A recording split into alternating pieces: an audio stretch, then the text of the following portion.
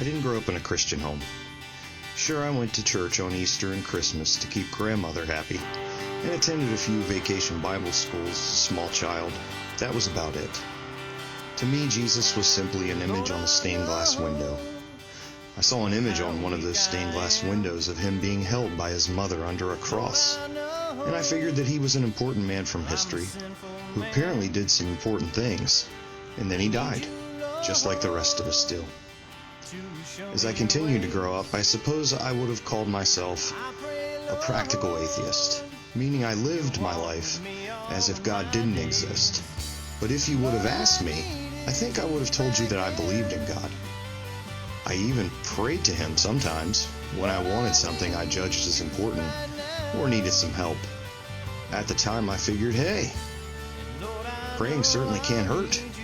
If God is there, he might help me.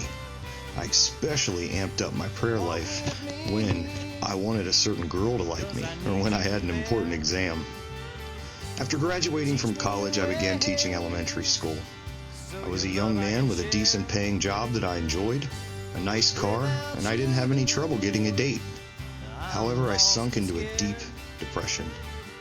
It just seemed that there should be more to life than collecting all that you can get and then dying. I began reading self-help books that taught me how to pull myself up by my bootstraps and straighten myself out, but I did not find the ability within me to stick with anything. This left me feeling helpless and alone. Then a gentleman that was a fellow teacher began inviting me to church. I remember that I would think of him as church boy when he would approach me. I would think to myself, oh no, here comes church boy coming to invite me to church again.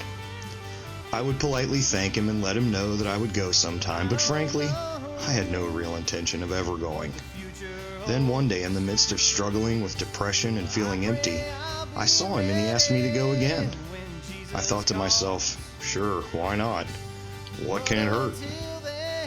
Shortly thereafter, I went with him and his wife to a small non-denominational church in Williamsport, Maryland.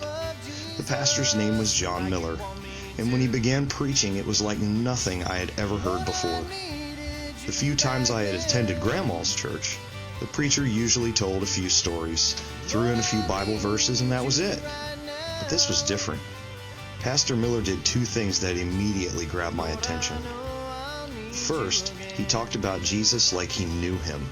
He even suggested that I could know him. This was foreign to me. Second, he talked about there being evidence for Christianity and even encouraged the audience to look into it if they were skeptical. This was also foreign to me. I had often thought of religion in the same way I did ice cream flavors. You like chocolate? I like vanilla. Some people like Buddhism and others like Christianity. It was just a preference. The idea that you could objectively evaluate a religion was completely alien to me.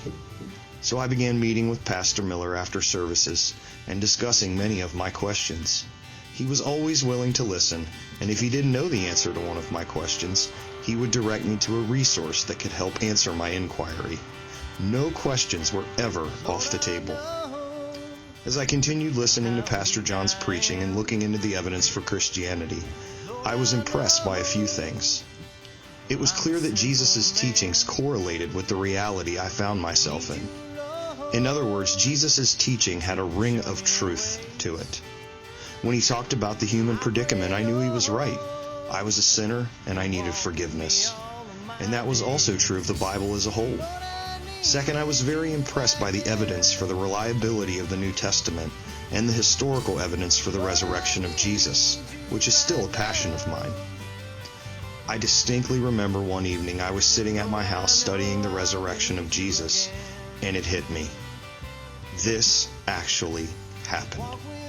How can I have lived to be 25 years old and no one has ever told me that there was actually historical evidence for the fact that Jesus lived, claimed to be God, and proved it by rising from the dead? It was at that moment that I went from believing that Jesus rose from the dead to believing in Jesus for the forgiveness of my sins. After considering the evidence, it was the most rational decision I could make. Almost immediately, God began to change me. Not only did I see the changes, but so did those around me. and God continues to work in my life some 17 years later. I wish I could say that since following Jesus that my life has been all sunshine and rainbows, but that has not been the case. But through the various challenges that have come my way, Jesus has walked by my side through them all. Today, I am a follower of Jesus, a husband and father who desires to lead his family to Christ daily through my words and actions. It was Jesus himself who said, "If anyone is willing to do his will, he will know of the teaching, whether it is of God or whether I speak for myself." You see, Jesus said that you can know if he is from the Father or not.